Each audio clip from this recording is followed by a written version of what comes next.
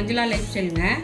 இன்றைக்கி நம்ம தோசை ஊற்ற போகிறோம். அதுக்கு தாளித்து ஊற்றுறதுக்கு வெங்காயம், கருவேப்பிலை, பச்சை மிளகாய், ஜீரகம் இதை நல்லா கடுகு உளுத்தம் பருப்பு போட்டு வணக்கி போட்டு ஊற்றினா நல்லா இருக்குங்க. அதுக்கு தொட்டுக்கிறதுக்கு தேவையான பொருட்கள் தக்காளி, சின்ன வெங்காயம், வரமிளகாய், பூண்டு இதை நம்ம அரைச்சி தாளிச்சுக்கலாங்க. அது தொட்டுக்கிறது நல்லா இருக்குங்க. ஒரு டீஸ்பூன் கடுகு,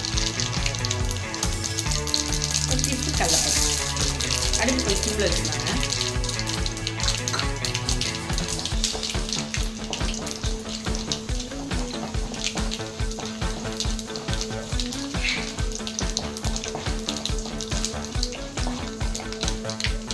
பொரிஞ்சிருச்சுங்க. கொஞ்சம் ஜீரகம் போட்டுக்கோங்க, பச்சை மிளகாய்,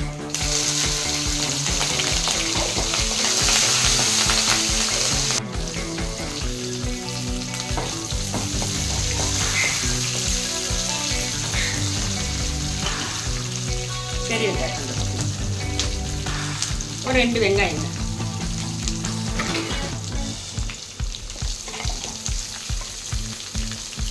வணக்குவோம்.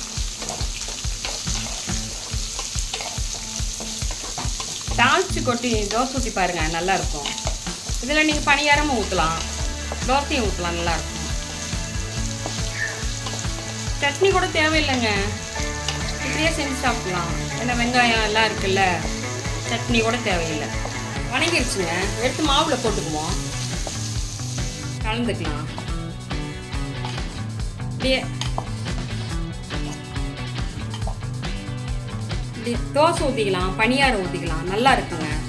வணக்கி போட்டுக்கிறதுனால இதில் உப்பு, வெல்லம், காரம் எல்லாமே இருக்குது. இது நல்லாயிருக்கும். இது இப்படி செஞ்சு பாருங்கள், நல்லாயிருக்கும். அந்த தோசைக்கு தொட்டுக்கிறதுக்கு நம்ம சட்னி அரைச்சிக்கலாங்க. ஒரு 10 வரமிளகாங்க, 2-3 பல்லு பூண்டுங்க, ஒரு 1.5 கைப்பிடி சின்ன வெங்காயங்க. இது வணக்க தேவையில்லை, நம்ம அரைச்சிட்டு அப்புறமா நம்ம தாளிச்சுக்கலாம். அப்புறம் ஒரு 3 தக்காளிங்க,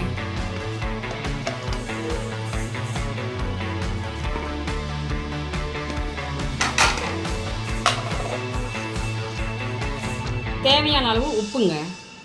இதை நம்ம அரைச்சிட்டு பார்த்துக்குவோம். 1 டீஸ்பூன் கடுகு போட்டுக்கலாங்க.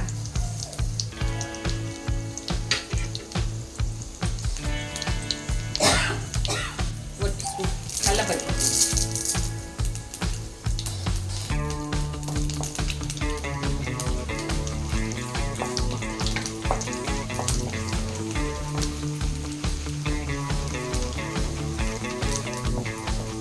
கருவேப்பிலை போட்டுக்கலாங்க.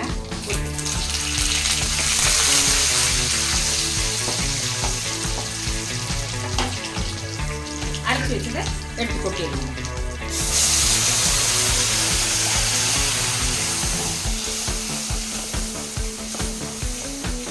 கொஞ்சம் தண்ணி ஊற்றி அலசி